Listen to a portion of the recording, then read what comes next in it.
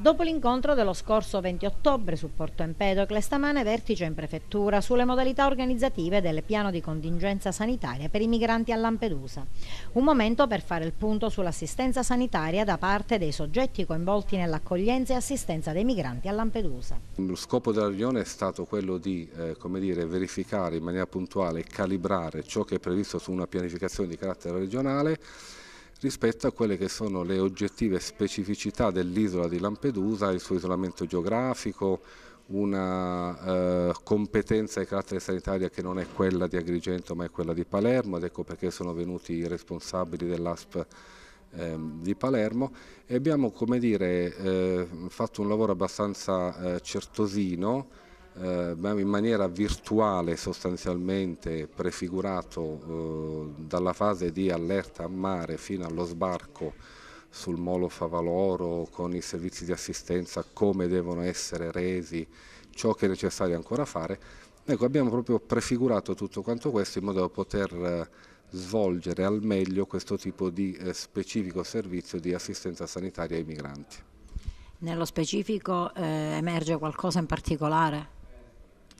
No, nulla di particolare. Nell'ambito delle prospettazioni che sono state fatte, ovviamente da parte delle competenti autorità sanitarie si è fatto anche cenno a uno scenario che è quello dell'ipotesi di Ebola, che però fa parte degli altri scenari che possono verificarsi. Presenti all'incontro, presieduto dal prefetto Nicola Diomede, anche il direttore del Dipartimento Prevenzione Sanitaria dell'ASP di Palermo Loredana Curcurù e rappresentanti delle associazioni umanitarie e delle forze dell'ordine, il responsabile del poliambulatorio di Lampedusa Pietro Bartolo ed il direttore generale dell'ASP di Palermo Antonio Candela. Oggi è stato un momento fondamentale per mettere a fuoco, perché insieme possiamo dare un miglior servizio, quindi insieme a tutti gli altri attori, quindi ai carabinieri, alla Guardia di Finanza, alla Capitaneria, alla Polizia di Stato.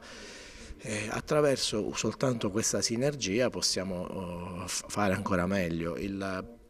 È importantissimo il ruolo che deve essere svolto prima dello sbarco, cioè quello del pre-triage. Il pre-triage è fondamentale proprio perché già si fa una scrematura e si dà per poter già cogliere, catturare quelli che sono delle patologie che necessitano subito una corsia preferenziale, si prendono e si danno subito in banchina. In banchina viene allestito già questo il nostro ambulatorio, il nostro dottor Bartoli insieme ai nostri medici, poi effettuano quello che è il triage e poi il triage, attraverso il triage che viene fatto, si va, le autorità sanitarie, noi valutiamo e decidiamo se ci sono delle, tra virgolette, patologie che necessitano delle osservazioni oppure no.